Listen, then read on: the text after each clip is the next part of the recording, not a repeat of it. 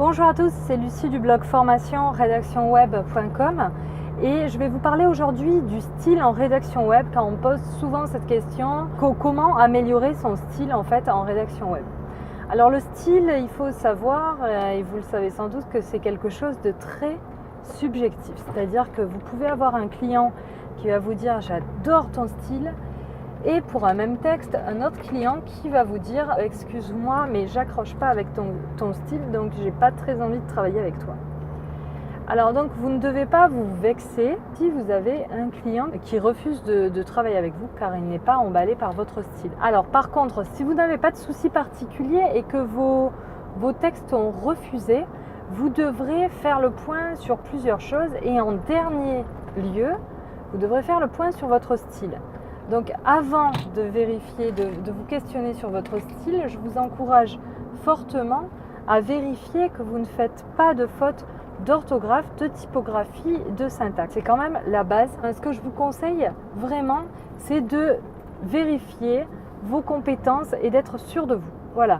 Ensuite, une fois que ce sera fait, orthographe, typographie, syntaxe, si vous êtes sûr de vous et que vous voulez plaire à vos clients, eh bien, vous devrez peut-être revoir votre style. Alors, un bon style en rédaction web, c'est quoi ?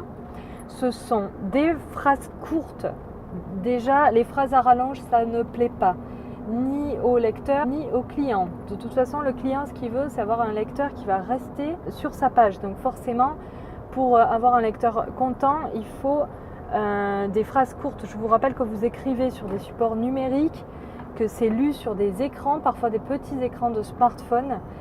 Et donc, c'est fatigant. Si en plus, vous faites des phrases à rallonge qui demandent de scroller la page pour voir la fin, vous imaginez un petit peu que le lecteur n'a pas envie de rester sur la page que vous avez rédigée. Donc déjà, vous avez phrase courte. Ensuite, vous devez surtout essayer de voir s'il n'y a pas trop de répétitions. Si vous faites trop de répétitions, dans ce cas-là, essayez de trouver des synonymes. Et alors, il y a le site que je vous conseille souvent, c'est synonyme.com au pluriel. Et si vous ne trouvez pas de synonyme, ça arrive dans ce cas-là, eh bien tant pis, vous annulez, vous enlevez votre répétition et vous reformulez pour éviter une répétition. Alors ensuite, vous avez les virgules. Les virgules doivent être placées aux bons endroits parce que si elles ne sont pas placées là où il faut, eh bien le lecteur va pareil se fatiguer. S'il est obligé de revenir en arrière pour comprendre ce que vous avez voulu dire, eh bien c'est pareil, il ne va pas apprécier l'article parce que ça va le fatiguer. Le but vraiment, c'est de simplifier au maximum l'article pour qu'il soit compréhensible dès la première lecture. Je vous conseille aussi de bien le structurer, donc avec un bon balisage HTML.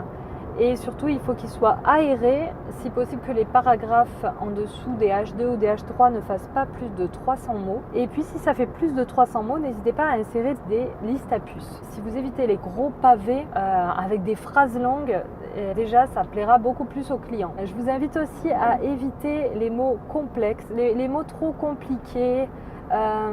Si l'internaute doit aller chercher sur le site du Larousse ou Wikipédia pour comprendre ce que vous voulez dire, eh bien ça va un petit peu corser les choses. Donc moi, je vous conseille d'utiliser un vocabulaire le plus simple possible. Essayez de vulgariser si vous écrivez pour des sites qui s'adressent au grand public. Si par contre vous êtes dans une niche et qu'on vous demande d'écrire pour une revue scientifique ou autre, évidemment vous serez obligé d'utiliser des termes techniques et donc un lexique un petit peu différent. Et pour terminer, je vous dirais que vous devez, si c'est demandé ou si votre client ne vous a pas spécifié dans son briefing qu'il ne fallait pas le faire, moi je vous conseille d'interpeller le lecteur en utilisant le vous et de ne jamais utiliser le je quand on ne vous l'a pas demandé. Pour vous n'allez pas dire je partage avec vous, etc. Même si c'est un article de blog, puisque vous n'êtes pas le blogueur. Donc il faut toujours essayer d'avoir toujours un style neutre.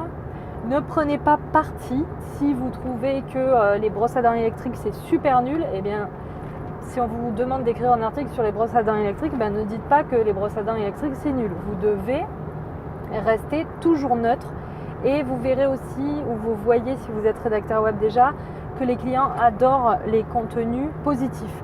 Donc évitez les mots malheur, malheureusement, nous n'avons pas pu, nous n'arriverons pas, etc. Tout ce qui est négatif, vous évitez. Essayez d'avoir un vocabulaire au maximum positif. N'hésitez pas à mettre des questions dans vos introductions. Par exemple, vous aimeriez découvrir la Nouvelle-Calédonie en 2 semaines. Voici tout de suite un itinéraire qui pourrait vous plaire. En fait, le but, c'est vraiment de faire vivre votre contenu. Voilà, je pense que j'ai fait le tour. Pour résumer, il nous faut des phrases courtes qui vont droit au but, vulgariser, des paragraphes et une structure globalement aérée, s'adresser au lecteur, éviter les formulations trop négatives, éviter les répétitions. Et avec tout ça, bien placer vos virgules et votre ponctuation. Et avec tout ça, vous devriez déjà réussir à améliorer votre style si vous pensez bien à vérifier tous ces points avant de remettre vos articles à vos clients. Voilà, j'espère que ces conseils vous auront aidé. Si c'est le cas, si vous vous sentez prêt, n'hésitez pas à télécharger mon guide 101 sites qui recrutent des rédacteurs web sur mon blog formation rédactionweb.com. Et moi, je vous dis à demain pour une nouvelle vidéo. Tata, bonne rédac!